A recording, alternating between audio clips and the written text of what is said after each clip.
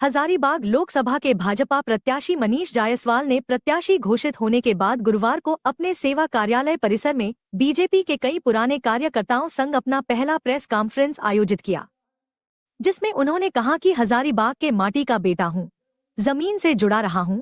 मैंने राजनीति को सेवा का माध्यम बनाकर कार्य किया है, कभी खुद को नेता नहीं समझा और आगे भी आम जनमानस के साथ ऐसे ही सुलभ, सहज, सरल और शिष्ट बनकर उपलब्धता सुनिश्चित करेंगे। जिन्हें भी जरूरत हो अपने बेटे भाई को आवाज दें। 24 घंटे मेरे दरवाजे उनकी समस्याओं के निपटारे के लिए खुले हैं। उन्होंने कहा कि वे समग्र विकास पर विश्वास रखते हैं। हजारीबाग सदर विधानसभा क्षेत्र की जनता ने जैसे 2 बार प्रतिनिधित्व करने का मौका दिया, यही अवसर अब उन्हें संसदीय क्षेत्र से मतदाता दें। वह विश्वास दिलाते हैं कि पूरे संसदीय क्षेत्र के अंतर्गत आने वाले सभी 5 विधानसभा क्षेत्र में विकास की धारा बहेगी। जो कहते थे कि कोविड में जरूरतमंदों को भरपेट भोजन कराना, महापर्व छठ व्रत में महाव्रतियों के बीच पूजन साड़ी बांटना, हजारीबाग में वृहद स्तर पर युवाओं के बीच खेल सामग्री और जरूरी संसाधन का वितरण करना, शादी के दौरान जरूरतमंद बहनों के बीच लहंगा बांटने व गरीब एवं जरूरतमंद 25 जोड़े का शाही शादी कराने जैसे कार्य से क्या होता है, तो उसी का सुखद फलाफल है कि भाजपा के शीर्ष नेतृत्व ने उनकी जनसेवा की भावना देख उन पर यकीन जताया और उन्हें हजारीबाग लोकसभा क्षेत्र का उम्मीदवार बनाया। इसके लिए वह पार्टी के शीर्ष नेतृत्व नरेंद्र मोदी जी, अमित शाह जी, जेपी नड्डा जी, प्रदेश के बाबूलाल मरांडी जी, अमर बाउरी जी, यहाँ के स्थानीय भाजपाई कार्यकर्ता, समस्त जनता और प्रेस मीडिया का तहे दिल से आभारी है। उन्हें पूरा भरोसा है कि हजारीबाग लोकसभा क्षेत्र की पूरी जनता, पार्टी के सभी नेताओं, कार्यकर्ताओं के सहयोग से संसद भवन पहुंचने का रास्ता साफ होगा। उन्होंने कहा कि रोड, गली, नली, बिजली, पानी, शिक्षा, खेल समेत हर क्षेत्र में पूर्व के भाजपा सांसदों ने जिस मुकाम पर हजारीबाग को पहुंचाया, वहां से अब क्षेत्र को आगे बढ़ाने का दायित्व उनका है। वह अपनी जिम्मेवारी ईमानदारी और समर्पित भाव से निभाएंगे। उन्होंने कहा कि लोकसभा क्षेत्र में विस्थापन, पुनर्वास, बेरोजगारी, पैसेंजर ट्रेन बढ़ाने, हजारीबाग में एयरपोर्ट की लंबित योजना, सड़कों का विस्तारीकरण सहित आधारभूत संरचना को पूरा करना भी उनकी प्राथमिकता होगी।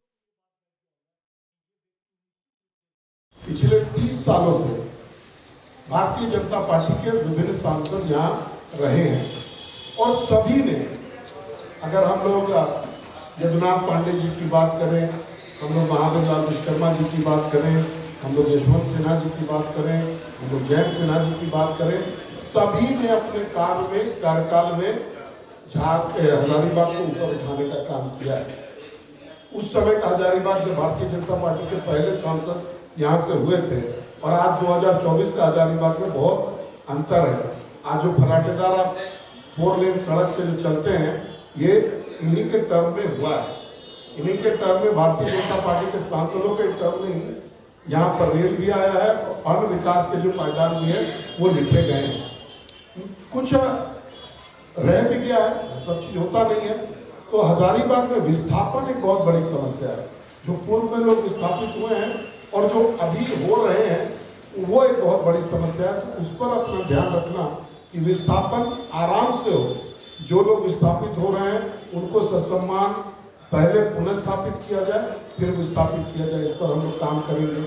दूसरा, हजारीबाग लोकसभा क्षेत्र में जो पैसेंजर ट्रेनें हैं, केवल यही नहीं, बड़का काना देखिए, रामगढ़ देखिए, बरी देखिए, हजारीबाग स्टेशन पर देखिए, तो इन सभी जगहों पर पैसेंजर ट्रेनों का नेटवर्क बहुत अच्छा नहीं है।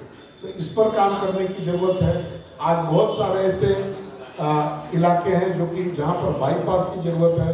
उदाहरण स्वरूप बड़का गांव में रोज जाम लगता है, डेली के बेसिस पर जाम लगता है, तो वहाँ पर एक बाईपास बनाने की जरूरत है। चौपारण में जो फ्लाईओवर बन रहा है वो बहुत सालों से निर्माणाधीन है, 5 से 7 साल हो गया उसको बनते हुए। आज वहाँ के लोग डस्ट से और ट्रैफिक जैम से परेशान है, उसको कंप्लीट कराने की जरूरत है। हजारीबाग का जो एक साइड का रिंग रोड है बना है, दूसरे साइड का रिंग रोड को बनाने की जरूरत है।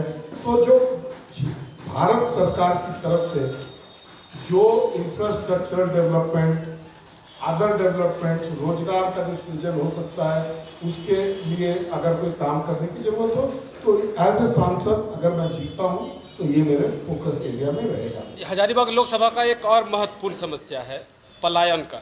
पलायन भी हजारीबाग लोकसभा क्षेत्र के उसके लिए मैं जिक्र किया कि रोजगार यहाँ पर नहीं है, इसलिए पलायन होता है।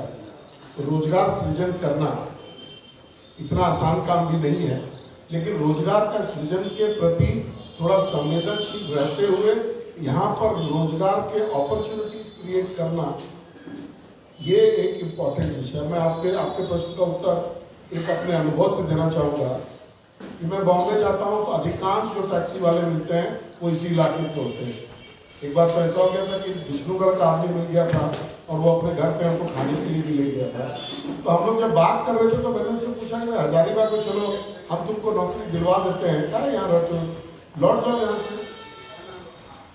तो उसका कहना था कि नहीं, किसी कीमत पर नहीं देंगे। तो बहुत गिरा हुआ कई बात उसने कही। अंत में उसने कहा कि हमारे यहाँ भी रोजगार है, लेकिन वहाँ पैसा कम मिलता है। हम बॉम्बे में रहते हैं तो 40-45 हज़ार कमा लेते हैं, अगर हम हजारीबाग में रहेंगे तो 15 से 20 हज़ार से ज़्यादा नहीं कमा पाएंगे। तो अब हजारीबाग के लेवल को अगर बहुत ऊंचा उठेगा तभी इन सब समस्याओं पर विराम लगेगी। लेकिन जनप्रतिनिधि के नाते प्रयास हम लोग को करने की जरूरत है। धन्यवाद। सम्मानित मंच, यहाँ उपस्थित तमाम पत्रकार बंधुओं का अभिनंदन। आज भारतीय जनता पार्टी के द्वारा मुझे इस लोकसभा का प्रत्याशी घोषित करने के बाद आज पहली बार अवसर मिल रहा है आप सबों से रूबरू होने का। तो सबसे पहले आपका अभिनंदन है। मैं भारतीय जनता पार्टी का जो प्रदेश का नेतृत्व है और जो केंद्र का नेतृत्व है, सबसे पहले उनका आभार व्यक्त करूंगा कि उन्होंने मुझ पे जो आस्था और जो विश्वास जो व्यक्त किया है, उसके लिए उनका अभिनंदन करना चाहूँगा, उनका बहुत बहुत धन्यवाद करना चाहूँगा। धन्यवाद मैं देना चाहूँगा भारतीय जनता पार्टी के तमाम कार्यकर्ताओं को और हजारीबाग विधानसभा क्षेत्र के रहने वाले तमाम नागरिकों को, जिन्होंने पिछले 9 सालों से मेरा अभूतपूर्व समर्थन किया, जिसकी वजह से आज पार्टी की दृष्टि मेरे ऊपर गई है। तो इन सभी लोगों का अभिनंदन, हृदय से इनका आभार। राजनीति को मैं सेवा भाव से देखता हूँ।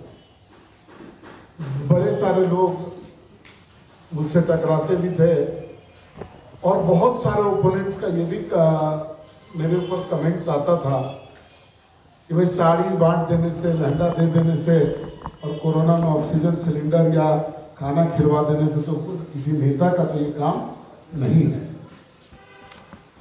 तो मैं उनको स्मरण दिलाता था कि 2014 के पहले का हजारीबाग, उसमें गड्ढे में आपको सड़क को ढूंढना पड़ता था, और आज का हजारीबाग जबकि शायद ही किसी सड़क में गड्ढा हो। ऐसा नहीं कर रहे हैं कि हर सड़क बन गया हो, पर लेकिन 90% से ज़्यादा सड़क बन ही नहीं गया, अपग्रेड भी हो गया और चकाचक भी है।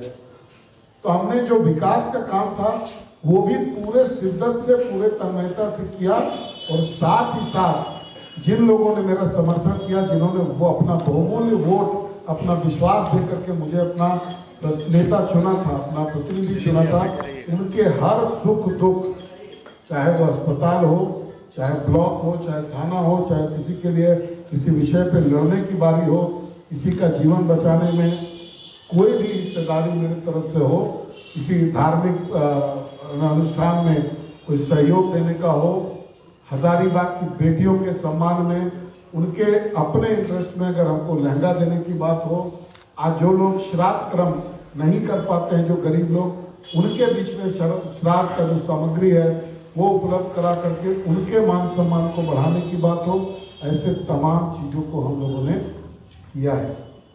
आज इसका कारण है कि आज मुझे खुशी है कि भारतीय जनता पार्टी ने श्री मनीष जायसवाल जी को प्रत्याशी घोषित किया। मैं बराबर इस बात के लिए प्रयासरत रहा कि भारतीय जनता पार्टी के सक्रिय कार्यकर्ता इस क्षेत्र का प्रतिनिधित्व करें। संयोग है कि जो ओपिनियन पोल हुआ कार्यकर्ताओं का, उसमें मैं सम्मिलित नहीं हूं कि आप कहिएगा कि आपने मनीष जायसवाल का फेवर किया हो, मैं उसमें नहीं था। कार्यकर्ताओं के ओपिनियन पोल में मनीष जायसवाल जी सबसे आगे रहे और इनको प्रत्याशी घोषित किया। तो मैं तो मानता हूं कि भारतीय जनता पार्टी के कार्यकर्ताओं ने इनको जिता दिया है, ये जीत चुके हैं। अब ये जन अदालत में, और जन अदालत में इस बात की परीक्षा होगी, रिपोर्ट कार्ड देखा जाएगा कि आपने क्या क्या काम किया।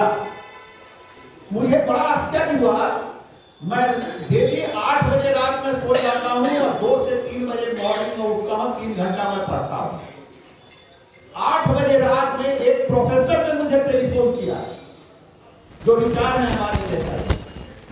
उन्होंने पूछा क्या हाल चाल है शर्मा जी? हम बोले बिल्कुल ठीक है।